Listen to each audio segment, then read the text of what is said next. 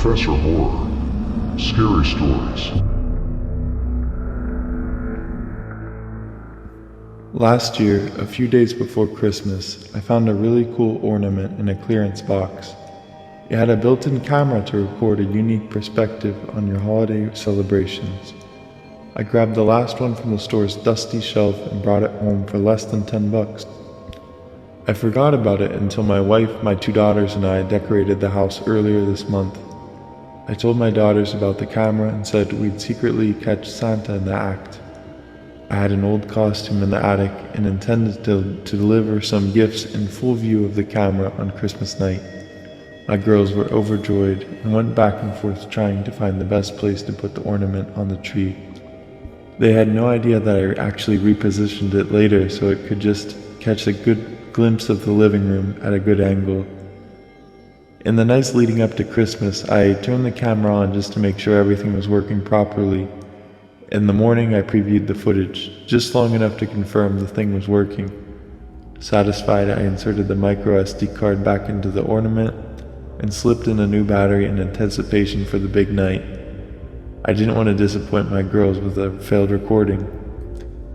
We enjoyed Christmas Eve as a family, playing board games and eating way more junk food than there was room in our stomachs. Like we do every year, we let our daughters open one gift from Mommy and Daddy before going to bed. The girls, still riding their sugar high, could be heard giggling in their bedrooms from all the way up the stairs. From time to time, my wife and I could hear one of them shush the other, claiming she'd heard hooves or bells on the roof jingling. Eventually our kiddos dozed off. My wife kissed me on the cheek and headed to bed while I turned off all the lights. I retrieved the costume and tiptoed into the living room, getting ready for my big feature film debut. I did everything you would expect Santa to do. I ate most of the cookies, I drank the milk, I pet my large stomach and said my ho-ho-hos, and I dropped a few presents by the fireplace, all in full view of the camera. A pretty good job of acting if I do say so myself. On Christmas morning, the girls came running into our bedroom to wake us up. They excitedly insisted we watch the video before opening the presents. I transferred the footage to my laptop, forwarded to where Santa showed up, and pressed play. My girls squealed with delight and jumped in front of the screen, frantically waving at Santa while obscuring the video from my view. It brought me so much joy to see how happy the girls were. I was too lazy to stop the video, so it continued to play in the background while we unwrapped our gifts. I spotted a box I had not seen the night before. It was small and wrapped in a blue foil paper I did not recognize.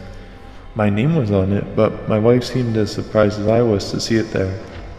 Noticing my confusion, my youngest daughter spoke.